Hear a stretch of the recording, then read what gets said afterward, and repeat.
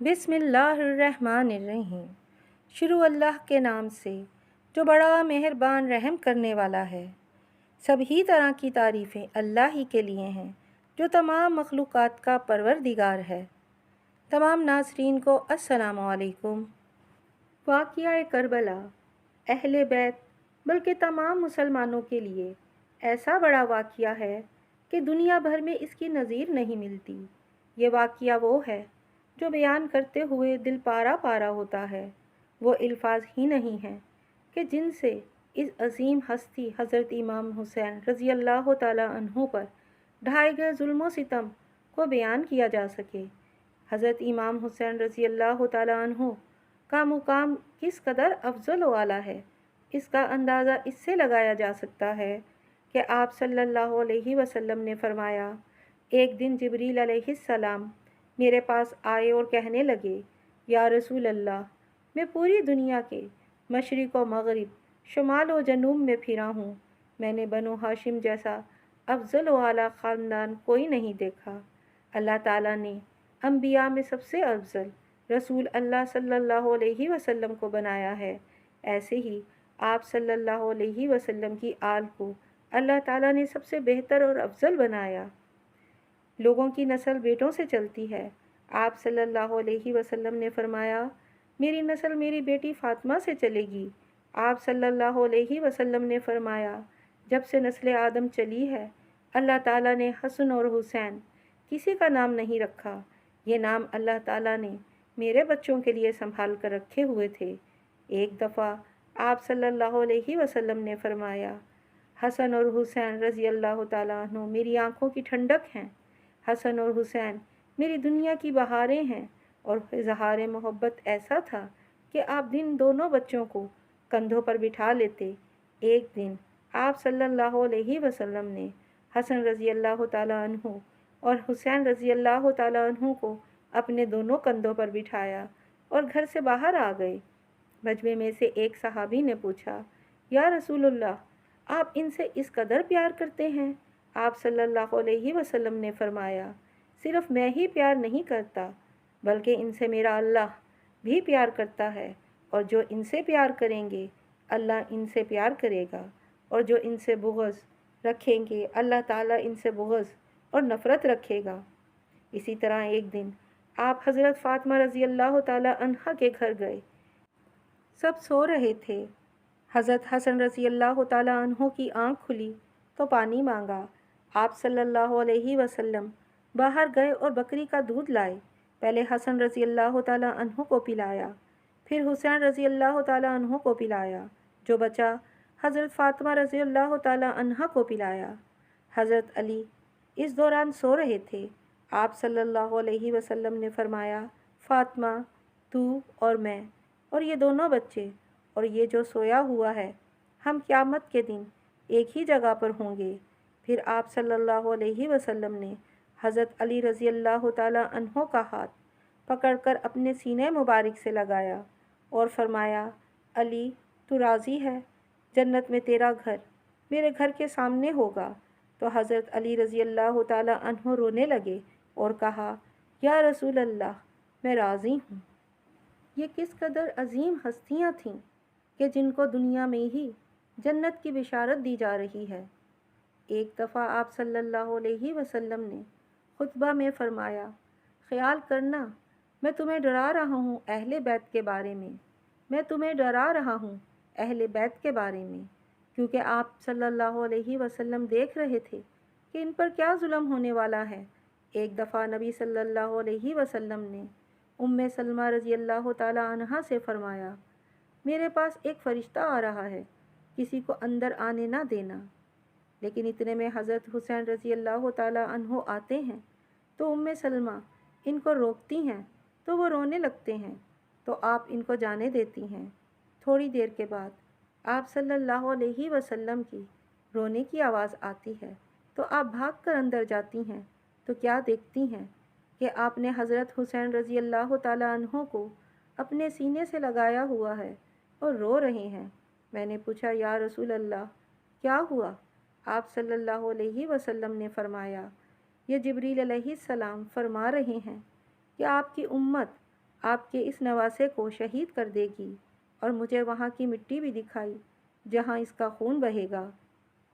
حضرت حذیفہ رضی اللہ تعالیٰ عنہ فرماتے ہیں کہ میں ایک مرتبہ حضور صلی اللہ علیہ وسلم کی خدمت میں حاضر تھا۔ آپ صلی اللہ علیہ وسلم نے فرمایا، حذیفہ سنو، ابھی ابھی ایک فرشتہ آیا تھا اللہ سے خاص اجازت لے کر، ایک تو مجھے سلام کرنے، دوسرا یہ خوشخبری دینے کہ آپ صلی اللہ علیہ وسلم کی بیٹی فاطمہ رضی اللہ تعالی عنہ جنتی عورتوں کی سردار ہیں، اور حضرت حسین رضی اللہ تعالی عنہ اور حسین رضی اللہ تعالی عنہ جنتی مردوں کے سردار ہیں۔ ایک دفعہ آپ صلی اللہ علیہ وسلم نے فرمایا، اللہ تعالیٰ فرمائے گا کہ میں نے جنت کو حسن اور حسین سے سجایا ہے۔ سبحان اللہ، سبحان اللہ۔ واقعہ کربلا تاریخ کا دردناک واقعہ ہے۔ یہ اقتدار کی جنگ نہیں تھی، یہ اقدار کی جنگ تھی۔ یہ حق و باطل کا معرکہ تھا۔ یزید جب تخت نشین ہوتا ہے تو بیعت لینے کا سلسلہ شروع ہوتا ہے، مگر امام حسین رضی اللہ تعالیٰ عنہ اور عبداللہ بن زبیر رضی اللہ تعالیٰ عنہ بیعت کرنے سے انکار کر دیتے ہیں اور کہتے ہیں یہ کیسر و کسرہ کی روایت رکھی جا رہی ہے، یہ دین اسلام کا طریقہ نہیں ہے، ہم دین اسلام کو نیچا نہیں ہونے دیں گے، یزید فاسق و فاجر ہے، اس کی بیعت ناجائز ہے، اور مدینہ سے مکہ تشریف لے جاتے ہیں۔ جب یزید کا ظلم و ستم بڑھنے لگتا ہے اور شکایات آنے لگتی ہیں، اور دوسری طرف کوفی آپ کو خط لکھتے ہیں کہ خلافت پر آپ کا حق ہے، آپ کوفہ آ جائیں، ہم اپنی جان و مال سے آپ کا ساتھ دیں گے، اور اس طرح خطوط کا سلسلہ شروع ہو جاتا ہے، تو آپ نے جانے کا ارادہ کیا۔ آپ کو صحابہ اکرام نے روکا اور سمجھایا کہ کوفی وفا نہیں کرتے، یہ آپ کو دھوکہ دیں گے۔ حضرت امام حسین رضی اللہ تعالیٰ عنہ نے فرمایا، میں نے خواب دیکھا ہے، مجھے جانا ہوگا، تقدیر آپ کو کھینچ رہی تھی۔ آپ نے اپنے چچا زاد بھائی مسلم بن عقیل کو کوفہ بھیجا تاکہ حالات کا جائزہ لیں۔ مسلم بن عقیل کوفہ جاتے ہیں، وہاں 12,000 لوگ امام حسین رضی اللہ تعالیٰ عنہ کے لیے مسلم کے ہاتھ پر بیعت کرتے ہیں۔ مسلم امام حسین رضی اللہ تعالیٰ عنہ کو لکھ بھیجتے ہیں کہ آ جائیں۔ جب یزید کو یہ خبر ملتی ہے تو وہ عبید اللہ بن زیاد کو کوفہ کا حاکم بنا کر بھیجتا ہے۔ یہ بہت پتھر دل انسان تھا، اس نے کوفہ آ کر لوگوں کو یزید کی مخالفت سے ڈرایا، دھمکایا اور مسلم بن عقیل کی جماعت کو توڑ دیا، اور مسلم اکیلے رہ گئے اور عبید اللہ نے ان کو قتل کرا دیا۔ ادھر امام حسین رضی اللہ تعالیٰ عنہ کوفہ سے روانہ ہو جاتے ہیں۔ حضرت امام حسین رضی اللہ تعالیٰ عنہ کا قافلہ رستے میں تھا کہ کوفہ کے کچھ لوگ ملتے ہیں۔ ان سے پوچھا، مسلم بن عقیل کیسے ہیں؟ انہوں نے بتایا، ان کو قتل کر دیا گیا ہے۔ پوچھا، کوفہ والوں کا کیا حال ہے؟ انہوں نے بتایا، دل آپ کے ساتھ ہیں، تلواریں بنو امیہ کے ساتھ ہیں۔ کچھ لوگوں نے مشورہ دیا کہ واپس چلیں، مگر مسلم کے بیٹوں اور بھائیوں نے کہا، اب ہم بدلہ لیے بغیر نہیں جائیں گے۔ حضرت امام حسین رضی اللہ تعالیٰ عنہ نے قافلہ والوں سے کہا، جو واپس جانا چاہتا ہے جا سکتا ہے۔ صرف 2 لوگ واپس گئے اور کوئی واپس نہیں گیا۔ یزید تک آپ کی روانگی کی خبر پہنچ چکی تھی۔ اس نے عبید اللہ بن زیاد کو لکھ بھیجا کہ ان کو روکو۔ عبید اللہ نے حر بن یزید کو ہتھیار بند 1000 سوار کا دستہ دے کر بھیجا اور کہا کہ ان کا پانی بھی روکو۔ جب آپ کا قافلہ کوفہ سے 2 منزل پر رہ گیا تو حر بن یزید نے آپ کو روک لیا۔ حضرت امام حسین رضی اللہ تعالیٰ عنہ نے کہا، میں تم سے لڑنے نہیں آیا ہوں، مجھے بہت سے خطوط اہل کوفہ کے پہنچے ہیں، اگر تم اس بیعت پر قائم ہو تو میں کوفہ چلوں ورنہ واپس ہو جاؤں۔ حر نے کہا، آپ واپس نہیں جا سکتے، میں مامور ہوں کہ آپ کو عبید اللہ بن زیاد کے پاس لے چلوں۔ آپ نے اس سے انکار کیا اور ایک خطبہ دیا۔ اے لوگو، رسول خدا صلی اللہ علیہ وسلم نے فرمایا، جو کوئی بھی ایسے حاکم کو دیکھے کہ ظلم کرتا ہے، خدائی حدود کو توڑتا ہے، سنت نبوی کی مخالفت کرتا ہے اور سرکشی سے حکومت کرتا ہے، اور اسے دیکھنے پر بھی کوئی مخالفت نہیں کرتا اور نہ اسے روکتا ہے، تو ایسے آدمی کا اچھا ٹھکانہ نہیں ہے۔ دیکھو یہ لوگ شیطان کے پیروکار ہیں، رحمان سے بے سروکار ہے، حدود الہی معطل ہے، حرام کو حلال اور حلال کو حرام ٹھہرایا جا رہا ہے۔ میں ان کی سرکشی کو حق و عدل سے بدل دینا چاہتا ہوں، اور اس کے لیے میں سب سے زیادہ حقدار بھی ہوں۔ اگر تم اپنی بیعت پر قائم رہو تو تمہارے لیے ہدایت ہے، ورنہ عہد شکنی عظیم گناہ ہے۔ میں حسین ہوں، ابن علی ابن فاطمہ، اور رسول اللہ صلی اللہ علیہ وسلم کا جگر گوشہ ہوں۔ مجھ سے منہ نہ موڑو، میرا رستہ نہ چھوڑو، یہ صراط مستقیم کا رستہ ہے۔ اس خطبے کا لوگوں پر کافی اثر ہوا، مگر سب چپ رہے۔ اور پھر آپ کربلا میں اترے اور وہاں پڑاؤ ڈال لیا۔ حربی مع لشکر وہاں اتر پڑا۔ دریائے فرات پر تو پہلے ہی قبضہ ہو چکا تھا۔ 2 محرم ابن زیاد نے امام حسین رضی اللہ تعالیٰ عنہ کو خط لکھا کہ یزید کی بیعت کر لو، مگر امام حسین رضی اللہ تعالیٰ عنہ نے خط دیکھ کر پھینک دیا۔ ابن زیاد کو پتہ چلا تو بہت غضبناک ہوا۔ اس نے عمر بن سعد کو 3000 کا لشکر جراح دے کر بھیجا کہ ان سب کو ختم کر دو۔ عمر بن سعد نے آپ کو یزید کی بیعت کی پیشکش کی، مگر آپ نے بیعت نہ کی، حق اور دین کو نہ چھوڑا، اور کہا میں یزید فاسق کی بیعت نہیں کر سکتا۔ کہتے ہیں کہ آپ خیمے کے ساتھ ٹیک لگا کر بیٹھے ہوئے تھے، تھوڑی سی اونگ آتی ہے اور پھر مسکراتے ہیں۔ حضرت زینب رضی اللہ تعالیٰ عنہا پوچھتی ہیں، بھائی یہ کون سا وقت ہے مسکرانے کا؟ آپ رضی اللہ تعالیٰ عنہ فرماتے ہیں کہ ابھی نبی صلی اللہ علیہ وسلم آئے ہیں اور کہتے ہیں، بیٹے میں تمہیں لینے آ چکا ہوں۔ جب آپ کسی طرح بھی بیعت کے لیے تیار نہیں ہوئے تو شمر نے کہا کہ جنگ کرو۔ 9 محرم الحرام ہے، جمعرات کا دن ہے، آپ کہلا بھیجتے ہیں، ہمیں سوچنے کی مہلت دو۔ شمر منع کر دیتا ہے، مگر کوئی کہتا ہے کہ ان کو 1 دن کی مہلت دے دو۔ دراصل یہ مہلت نہیں چاہتے تھے، بلکہ جمعے کی رات تھی، اور آپ نے سب ساتھیوں کو جمع کیا اور کہا کہ ان کی جنگ صرف میرے ساتھ ہے، جو جانا چاہتا ہے وہ چلا جائے۔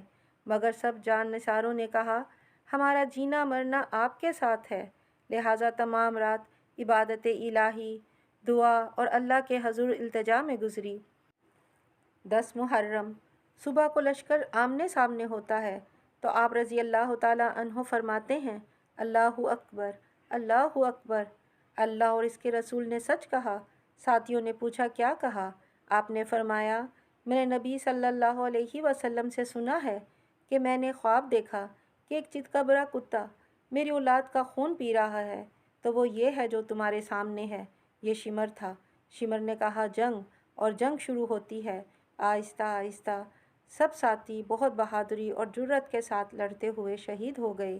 امام حسین ایک ایک کر کے سب کے لاشیں اٹھا اٹھا کر ایک طرف رکھتے ہیں، یہاں تک کہ آپ کے بیٹے، بھائی، بھتیجے سب قربان ہو جاتے ہیں۔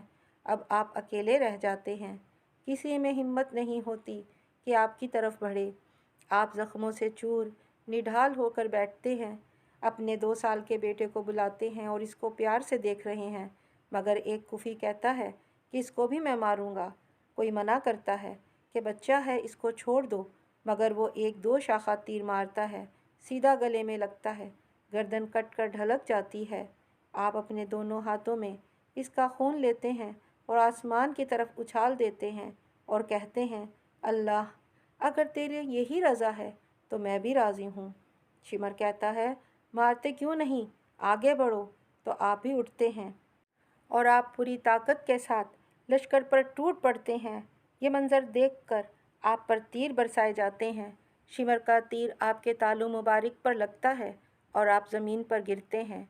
بدن تیروں سے چھلنی ہے، زخم زخم سے خون بہہ رہا ہے۔ آپ زمین پر گرتے ہیں اور پیشانی سجدے میں رکھتے ہیں اور کہتے ہیں، اللہ میں تیری تقدیر پر راضی ہوں۔ شمر ناپاک آپ پر تلوار کا وار کرتا ہے۔ سنان بن انس آپ کے سینہ مبارک میں نیزہ مارتا ہے اور شمر کہتا ہے کہ سر کو الگ کرو، اور حضرت امام حسین رضی اللہ تعالیٰ عنہ کا سر مبارک بدن سے الگ کر دیا جاتا ہے۔ یہ شہادت حسین رضی اللہ تعالیٰ عنہ 10 محرم 61 ہجری میں ہوئی۔ انا للہ و انا الیہ راجعون۔ پھر دشمن حرم کی طرف جاتے ہیں اور اہل حرم کو قید کر لیتے ہیں اور خیموں کو آگ لگا دی جاتی ہے اور 71 سر نیزوں پر چڑھا دیے جاتے ہیں۔ واقعہ کربلا تمام مسلمانوں کے لیے ایک سبق ہے۔ اس واقعے نے اللہ کے نام پر مٹنے کے لازوال معنی سمجھائے اور اللہ کو پا لینے کے لیے کہاں تک جایا جا سکتا ہے یہ بتایا۔ اللہ کے دین کی حفاظت کے لیے حق پر ڈٹ جانا سکھایا۔ سلمہ رضی اللہ تعالیٰ عنہا فرماتی ہیں کہ مجھے خواب آیا کہ حضرت صلی اللہ علیہ وسلم کے سر اور داڑھی پر مٹی پڑی ہوئی ہے۔ میں نے عرض کی، یا رسول اللہ، یہ کیا حالت ہے؟ فرمایا، میں اس وقت حسین رضی اللہ تعالیٰ عنہ کے قتل میں حاضر ہوا تھا۔ حضرت ابن عباس رضی اللہ تعالیٰ عنہ سے مروی ہے کہ میں نے دوپہر کے وقت حضور صلی اللہ علیہ وسلم کو خواب میں دیکھا کہ آپ کے بال بکھرے ہوئے ہیں اور آپ کے ہاتھوں میں ایک شیشہ ہے اور اس میں خون ہے۔ میں نے عرض کی، یا رسول اللہ، یہ کیا چیز ہے؟ فرمایا، یہ حسین رضی اللہ تعالیٰ عنہ کا خون ہے۔ میں صبح سے اس کو اکٹھا کرتا بھر رہا ہوں۔ بس اسی دن خبر آئی کہ امام حسین رضی اللہ تعالیٰ عنہ شہید ہو گئے ہیں۔ دنیا امتحان کی جگہ ہے۔ اگر یہ امتحان کی جگہ نہ ہوتی تو کربلا قائم نہ ہوتا۔ اگر یہ امتحان کی جگہ نہ ہوتی تو میرے نبی کے نواسے، میرے نبی کی نسل ذبح نہ ہوتی، یزید تخت پر نہ بیٹھتا، ابن زیاد جھنڈے نہ گاڑتا۔ افضل ہے کل جہاں سے گھرانہ حسین کا، نبیوں کا تاج دار ہے نانا حسین کا۔ ایک پل کی تھی بس حکومت یزید کی، صدیاں حسین کی ہیں زمانہ حسین کا۔